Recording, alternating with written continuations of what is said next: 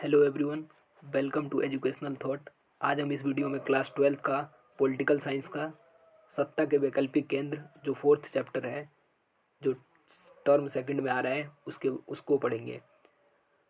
इसके अंदर इस वीडियो में हम केवल यूरोपीय संघ एक टॉपिक के बारे में पढ़ेंगे।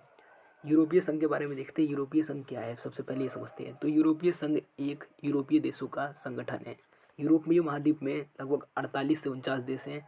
उनमें से कुछ देशों ने मिलकर अपना एक जो है संगठन बना लिया है, तो वही यूरोपीय देशों का एक संगठन यूरोपीय संघ है, जिसकी स्थापना फरवरी 1992 में मास्ट्रिक्ट संधि के दस्तखत के साथ हुई थी।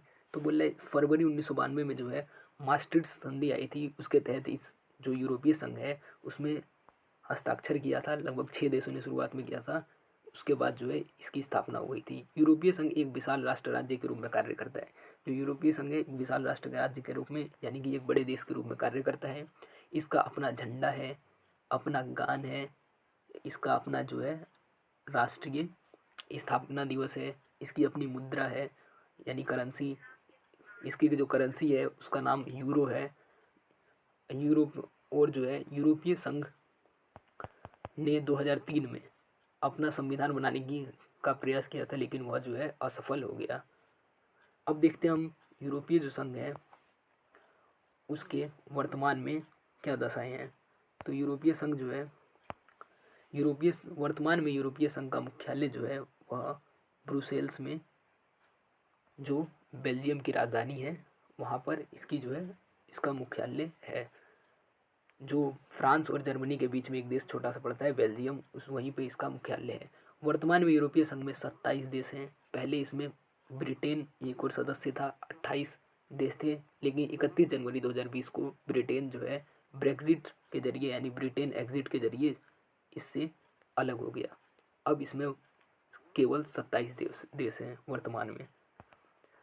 अब देखते हैं हम यूरोपीय संघ के अंग। यूरोपीय संघ के जो है कुल 5 अंग हैं। पहला जो अंग है वह है यूरोपीय आयोग, दूसरा अंग है मंत्रिपरिषद, तीसरा है यूरोपीय परिषद, चौथा है यूरोपीय संसद, जिसकी स्थापना जो है 1979 में हुई थी। और जो है ये क्वेश्चन पेपर में आता है, यूरोपीय संसद यानी यूरोपीय पार्लियामेंट की स्थापना कब हुई थी, तो 1979 में। यूरोपीय न्यायालय जो है ये इसका 5वां अंग है, जिसकी स्थापना 1952 में 1952 में हुई थी। ये भी क्वेश्चन आ सकता है।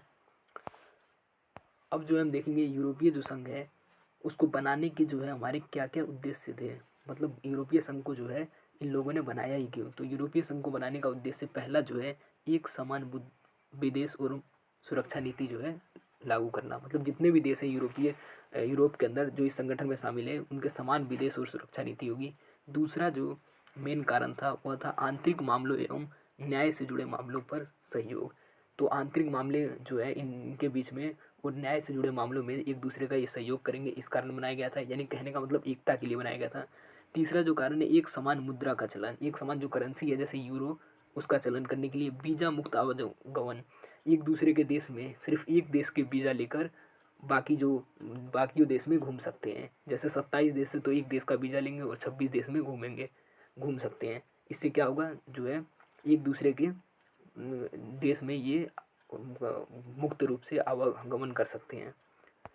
अब हम पढ़ेंगे यूरोपीय संघ जो है इसकी क्या विशेषता है। सबसे इम्पोर्टेंट जो है अगर, तो यूरोपीय संघ की विशेषता ये पेपर में 5 मार्क्स का आता है। यूरोपीय संघ का आर्थिक, राजनीतिक, कूटनीतिज्ञ और सैनिक जो प्रभाव है वह बहुत ज़बरदस्त है। ये इसकी पहली विशेषता है। दूसरी विशेषता इसकी बात करूँ तो 2005 में यह दुनिया की सबसे बड़ी अर्थव्यवस्था थी, जिसका सकल घरेलू उत्पाद 12,000 अरब डॉलर से भी अधिक था, जो अमेरिका से थोड़ा सा ज़्यादा था। तो 2005 में ये अमेरिका को पीछे छोड़ के इसकी जो इकोनॉमी थी वह सबसे अधिक हो गई थी।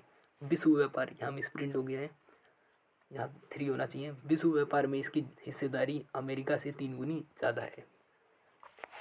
और इसकी चौथी विशेषता है इसकी जो मुद्रा है यानी करेंसी जो है यूरो, वो अमेरिकी डॉलर पर खतरा बन सकती है। क्यों बन सकती है, क्योंकि यूरो जो है अगर भारतीय रुपए में कन्वर्ट करें तो ये 1 यूरो बराबर 85 रुपये आता है, जबकि 1 डॉलर बराबर 75 रुपये आता है।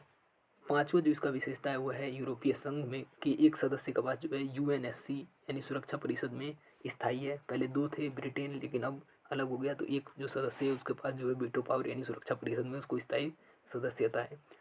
छठा जो विशेषता है, यूरोपीय संघ के बाद दुनिया की सबसे बड़ी सेना, दूसरी सबसे बड़ी सेना है अमेरिका के बाद। अब सातवां विशेषता है इसका, इस रक्षा बजट अमेरिका के बाद सबसे ज़्यादा इस रक्षा बजट में डिफेंस में अपना खर्च करता है। अब देखेंगे यूरोपीय संघ की क्या खामियां हैं यानी क्या कमियां हैं। तो यूरोपीय संघ की जो खामियों हम देखें तो इसके सदस्यों की अपनी विदेश नीति और रक्षा नीति है, जबकि हमने पढ़ा था कि एक ही विदेश नीति होनी चाहिए, लेकिन इनकी अलग अलग विदेश नीति है जो कई बार एक दूसरे के खिलाफ हो जाती है। जिसके जैसे कि हमने उदाहरण देख सकते हैं इराक की हमले के बीच में।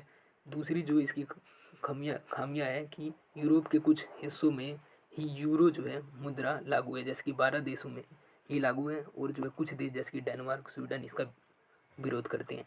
और डेनमार्क और स्वीडन जो है मास्ट्रिच संधि जिसके जरिए 1992 में ये जो यूरोपीय संघ बनाया गया था इसका जो है प्रतिरोध ये लोग करते हैं।